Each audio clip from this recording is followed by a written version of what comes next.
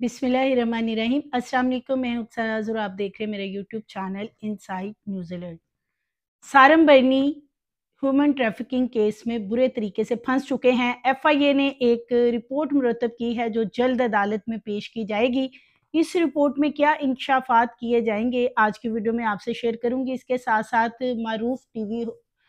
Host जो हैं निदा यासिर, जो कि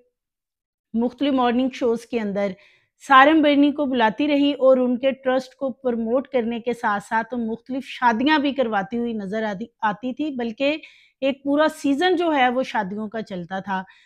निदा यासिर ने क्या बेनिफिट्स उठाए हैं, उनके हवाले से एफआईए ने क्या रिपोर्ट मुरतब की है और निदा यासिर की क्या आगे इन्वेस्टिगेशन की जाएगी, ये भी आगे चल के आपसे शेयर करूँगी। इकरारुल हसन वो भी इस मामले में बुरे तरीके से फँस चुके हैं और इसके साथ-साथ मुख्तलिफ जो मॉडल्स हैं या अदाकाराएँ हैं जो कि इन शोज़ के अंदर आती रहीं और आकर सारम बरनी ट्रस्ट को प्रमोट करती थी, उन्होंने क्या माली फ़ायदे उठाए हैं, उसके बारे में एफआईए का क्या कहना है। तो आज की वीडियो में ये तमाम चीज़ें मैं आपसे शेयर करने वाली हूँ। जैसे कि नाज़रीन, सारम बरनी का केस जो कि बच्चियों की बैरून ममालिक में स्मगलिंग के हवाले से अ, अमेरिकन कॉन्सुलेट ने एक कंप्लेन की पाकिस्तानी हुकाम को और फिर एफआईए के हवाले कुछ डॉक्यूमेंट्स वगैरह किए गए कि सारम बरनी ट्रस्ट जो है उसका काम जो है वो ठीक नहीं है। जो नज़र आता है बज़ाहिर वैसा नहीं है, ये बाकायदा एक गिरोह है। ये एफआईए ने गुज़श्ता रोज़ एक हेयरिंग हुई है दोबारा से, जिसमें कि सारम बरनी जो हैं उनको अदालत में गुज़श्ता रोज़ पेश किया गया था। वहाँ पर एफआईए ने बाकायदा अदालत के अंदर ये एक रिपोर्ट पेश की है जिसमें बताया है कि सारम बरनी ट्रस्ट जो है ये एक बाकायदा गिरोह है और ये बच्चियों को खरीदो-फ़रोख्त के साथ-साथ बैरून ममालिक में स्मगल भी करता है। ये बाकायदा रिपोर्ट में चीज़ें मेंशन की गई हैं। सारम बरनी की जो अहलिया हैं, उनके हवाले से भी एक रिपोर्ट तैयार की गई है कि वो किन सरगर्मियों में मुलविस हैं। उन्होंने किस तरीके से इदारे को मुख्तलिफ टीवी चैनल्स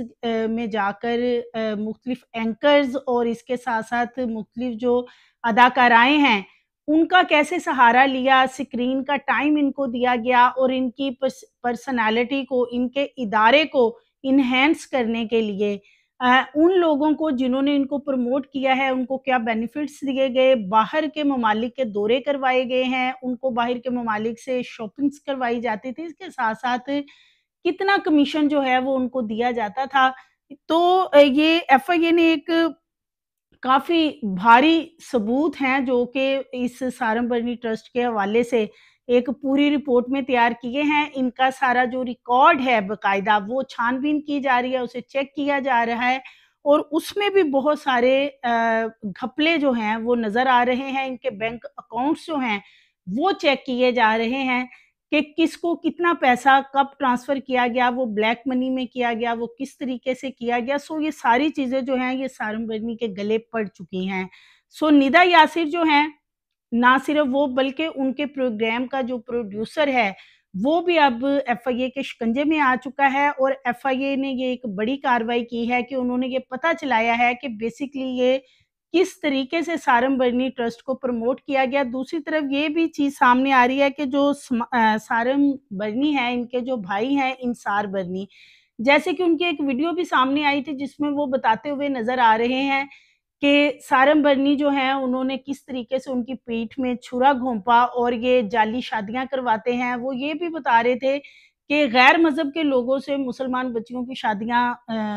जो मॉर्निंग शोज़ हैं उनमें तो करवा दी जाती हैं, लेकिन वो फ़ेक शादियाँ होती हैं। वो शादियाँ ना तो चलती हैं और कई लड़कियों को 1.5 दर्जन से ज़ायद लड़कियों को डाइवोर्स हो चुकी जिनकी मॉर्निंग शोज़ में शादियाँ हुई हैं। ये किसी और ने नहीं बातें की बल्कि ये जो सारम बरनी के बड़े भाई हैं इंसार बरनी, ये उन्होंने बातें की हैं। सो उन्होंने अपनी इस तरह की एक पूरी स्टेटमेंट जो है अपने फ़ेसबुक पेज पे भी लगा रखी है। अब निदा यासिर जो हैं, वो फ्रीक्वेंटली अपने मुख्तलिफ मॉर्निंग शोज़ उनके देखे जाएँ,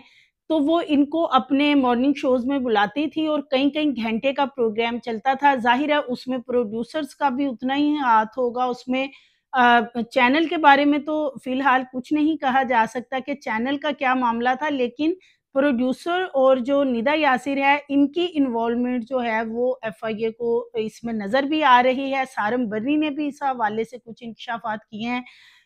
इसलिए जो निदा यासिर हैं वो अब शिकंजे में आ चुकी हैं, प्रोड्यूसर को भी इन्वेस्टिगेट किया जाएगा और तहकीकात में इनको शामिल करने के साथ-साथ मुख्तलिफ जो टीवी पे ये एक्ट्रेस वगैरह को शोज़ में बुलाया जाता है। तो जिन एक्ट्रेस को शोज़ में बुलाया जाता था, वो भी सारंगबरनी ट्रस्ट को प्रमोट करती थी, तो अब उनकी भी एक लिस्ट तैयार की गई है। तो इसके बाद निदा यासिर, इकरार उल हसन और जो प्रोड्यूसर वगैरह हैं, उनके बाद अब जो दीगर मॉडल्स वगैरह हैं, वो भी चेक किया जा रहा है कि क्या वो इनसे कितना मुआवज़ा लेती थी। ये इनकी एक पूरी जो कैंपेन चलाई जाती थी इस ट्रस्ट की। मैं आपको सुनवा भी देती हूँ कि ये जो मुख्तलिफ अदाकाराएँ हैं, जैसे कि यमुना ज़ैदी है, नादिया हुसैन है, माया खान अपने बड़े प्रोग्राम्स में इनको बुलाती रही हैं, वो क्या प्रमोट इनको कह के करती थी? जो है जो सबसे जो I would say the force behind it all is of course Sarim भाई अनालिया भाभी और फिर जो कहानियां सुनने को मिलती हैं आई मीन ऑनेस्टली दिल जो है वो बस टूट जाता है। I request you all please Ramzan का महीना है और बस दिल खोल के डोनेट कीजिए। बहुत सारे लोग आप लोगों की मदद के मुंतजर हैं। लोग हैं जिनकी मदद करते हैं और जिनकी मदद सारिम बनी ट्रस्ट के जरिए होती है। आपने भूलना नहीं है अपना फर्ज। इस फर्ज में आगे बढ़िए। सारिम बनी वेलफेयर ट्रस्ट का साथ दीजिए। मुझसे मोहब्बत करने वालों की मोहब्बत में बड़ा इजाफा हो गया। मुझसे मोहब्बत करने वालों की मोहब्बत में बड़ा इजाफा हो गया। ये बात गुज़श्ता रोज़ जो लास्ट में आपको एक वॉइस सुनाई दे रही है, ये सारम बरनी की आवाज़ है, जिनको गुज़श्ता रोज़ अदालत में पेश किया गया और बाद में उन्होंने मीडिया टॉक भी की। उन्होंने कहा कि जो लोग मेरे पे इल्ज़ामात की बुछाड़ कर रहे हैं, वो तैयार रहें, उनको जवाब ज़रूर मिलेगा। काफ़ी वो हौसले वाले इस मौके पे नज़र आए, उनके हौसले जो हैं वो काफ़ी बुलंद नज़र आ रहे थे। बज़ाहिर ये लग रहा था कि सारन बरनी जो हैं वो काफ़ी ज़्यादा पुरुम्मीद हैं कि उनको इस केस में किसी तरीके से ज़मानत भी मिल जाएगी और वो बरी-उज़्ज़िमा भी हो जाएँगे। लेकिन दूसरी तरफ जो एफआईए ने गुज़श्ता रोज़ अदालत के सामने कुछ चीज़ें रखी, उसमें बाकायदा जो चीज़ मेंशन की गई है वो ये की गई है कि सारन बरनी ट्रस्ट जो है ये बाकायदा एक गिरोह के तौर पे काम कर रहा है। सिंध के अंदर बच्चे और बच्चियों को खरीदा जाता है और आगे इनकी अडॉप्शन के नाम पे फ़रोख्त की जाती है। ह्यूमन ट्रैफिकिंग के सबूत तमाम के तमाम एफआईए के पास हैं और जो सारम बरनी की अहलिया हैं उनकी भी इन्वेस्टिगेशन की गई है और उन्होंने भी ये जो प्रोड्यूसर्स हैं, एंकर्स हैं और बाकी ये जो अभी मैंने आपको कुछ वॉइस सुनवाई हैं, मुख्तलिफ जो अदाकाराएँ हैं या मॉडल्स वगैरह हैं, जो इनको प्रमोट करती थी, बाकायदा एक कैंपेन चलाई जाती थी कि इस ट्रस्ट को ज़्यादा से ज़्यादा इमदाद दी जाए, एड दी जाए। तो सिर्फ़ नेशनल नहीं बल्कि इंटरनेशनल लेवल से भी ये एड माँगी जाती थी और लोग देते भी थे, बहुत ज़्यादा ट्रस्ट करते थे क्योंकि ये एक स्क्रीन टाइम इनको इतना ज़्यादा दिया गया है इनके प्रोफ़ाइल को इतना हाइलाइटेड किया जाता था कि लोग जो है वो इनके ऊपर ट्रस्ट करते थे, इनको इमदाद करने पे मजबूर होते थे। इसमें एक चीज़ और सामने आ रही है कि वो जो एड मिलती थी उसमें परसेंट के हिसाब से इनका हिस्सा होता था एंकर्स का या ये जो लोग भी इनको प्रमोट कर रहे होते थे। इसलिए निदा यासिर, उनके प्रोड्यूसर इकरारुल हसन जिन्होंने के इनके बाकायदा कहने पे एक छापा भी मारा और अपने यूट्यूब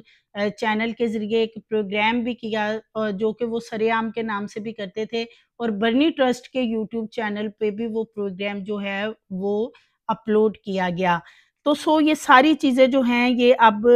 सिर्फ़ सारम बरनी तक नहीं रहीं, बल्कि और लोग जो हैं वो भी इसमें फँसते हुए नज़र आ रहे हैं। इसके साथ-साथ बच्चियों के वालिदैन जो हैं जिन बच्चियों के बारे में कहा जाता था कि जी उनके तो कोई आगे-पीछे नहीं है, वो लावारिस है, उन्हें दरवाज़े पे कोई छोड़ गया बरनी ट्रस्ट के, लेकिन उनके वालिदैन अब आहिस्ता-आहिस्ता सामने आना शुरू हो गए हैं और वही जो वालिदैन हैं अब वो सारम बरनी के खिलाफ गवाह बन चुके हैं कि उनकी बच्चियां जो हैं उनको तो पता ही नहीं कि यहाँ पे हैं, या उन्होंने जब उनको पता चला कि बच्चियां यहाँ पे हैं ट्रस्ट में, तो हमने वापस लेना चाहा तो हमें बच्चियां नहीं दी गई। और सबसे बड़ा इसमें एक मसला ये भी नज़र आ रहा है कि एक-एक बच्ची के 3 एफिडेविट बने हुए हैं, 3 मुख्तलिफ बयानात हैं और हर बयान में बच्ची का नाम डिफरेंट है एफिडेविट में, और उसके बारे में मेंशन डिफरेंट किया गया है। कभी लिखा गया है कि जी उसे दरवाजे पे कोई छोड़ गया, कभी लिखा गया है कि उसको कोई यहाँ पे दे गया, कभी उसमें मेंशन किया गया कि ये लावारिस है, इसका कोई आगे पीछे नहीं। हालाँकि इन बच्चियों के माँ-बाप भी हैं और कुछ लोगों ने तो अपनी बच्चियों को खुद फ़रोख्त किया आगे, और वो फिर आगे से आगे फ़रोख्त हुई बरनी ट्रस्ट तक पहुँची हैं। सो ये सारा मामला जो है इसमें एफआईए की जो इन्वेस्टिगेशन चल रही है, उनका कहना है कि अभी हम मज़ीद ठोस सबूत सामने लेकर आएँगे और ये फेक सारा जो घड़ा-घड़ाया एक ड्रामा है कि जी अडॉप्शन करवाई जाती है, तो ये अडॉप्शन नहीं बल्कि ये एक फेक एफिडेविट बनाए जाते हैं जिनमें बच्चियों की एज, बच्चियों की डेट ऑफ बर्थ गलत लिखी जाती, उनके नाम गलत लिखे जाते हैं, उनके माँ-बाप के बारे में गलत इन्फॉर्मेशन दी जाती है। और इसी तरह अपने ट्रस्ट को प्रमोट करने के लिए मुख्तलिफ टीवी एंकर्स और इन लोगों का, मॉडल्स वगैरह का, अदाकाराओं का सहारा लिया जाता है कि वो ज़्यादा से ज़्यादा इनको प्रमोट करें। सो हया बच्ची का जो मामला है उसकी डिटेल जिस तरीके से अब सामने आई है कि उस बच्ची की अब माँ अफ़शीन के नाम से एक ख़ातून सामने आ गई है, जो कि बताती है कि मैंने तो अपनी बच्ची अपनी नंद के ज़रिए किसी ख़ातून को फ़रोख्त की थी और वो बाद में उस ख़ातून ने आगे से आगे बच्ची वो कितनी जगहों पे बिकी। आजकल हमारी सोसाइटी में क्या है कि बच्चियों के साथ क्या कुछ हो रहा है, उस बच्ची के साथ न जाने क्या कुछ हुआ होगा। फिर वो बरनी ट्रस्ट तक पहुँची और अब उसकी ये माँ सामने आई है जो कि कहती है जी कि मैंने तो बच्ची किसी और को, यानी माँ-बाप पे भी अफ़सोस होता है जो इस तरह के वालिदैन हैं कि बच्चे पैदा तो कर लेते हैं, तो वो फिर उनको सँभाल नहीं सकते, उन्हें पाल-पोस नहीं सकते, उनको आगे बेच देते हैं अपने माली मुफ़ादात के लिए। तो ऐसे वालिदैन पे भी बहुत ज़्यादा अफ़सोस का इज़हार किया जा सकता है कि आप बच्चे ना पैदा करें अगर आप उनको पाल नहीं सकते, अगर आप उनको खिला नहीं सकते, अगर आपने उनको आगे बेच के माली फ़ायदे ही उठाने हैं, तो उन्हें पैदा ही एट लीस्ट ना करें कि पता नहीं उन बच्चों के साथ क्या कुछ आगे से आगे हो रहा होता है। ये जो अडॉप्शन बच्चों को अमेरिका में करवाई जाती है, सारंगबरनी ट्रस्ट के तहत, तो एफआईए के पास अब ये सबूत भी आ गए हैं कि मोस्टली लोगों के पास वहाँ पे बच्चे हैं। इसके बावजूद उन्होंने सारंगबरनी ट्रस्ट से बच्चे अडॉप्ट किए और इन्होंने वहाँ पे करवाए ये कह के कि वो बेऔलाद हैं, हालाँकि वो बेऔलाद नहीं, उनके पास औलाद है। उन्होंने ये बच्चियाँ बिलख़ुसूस, जो ज़्यादा बच्चियों का मामला नज़र आ रहा है, तो बच्चियाँ इसलिए अडॉप्ट करते हैं कि वहाँ पे वो उनको एज़ अ मेड, यानी कि मुलाज़मा के तौर पे फिर बाद में उनसे काम लेते हैं, उन बच्चियों से उन्हें एक दफ़ा पे करके 8-10 हज़ार डॉलर एक दफ़ा बच्ची खरीद लेते हैं, 1 या 2, और फिर वो उन्हें अपने किसी भी पर्पज़ के लिए यूज़ करेंगे। सारंगबरनी ट्रस्ट जो है, इन्होंने तो इस चीज़ का हिसाब-किताब नहीं देना ना कि उस बच्ची के साथ क्या हो रहा है या उस बच्चे के साथ क्या हो रहा है। सो ये एफआईए ने इस हवाले से जो रिपोर्ट तैयार की है उसमें ये भी मेंशन किया गया है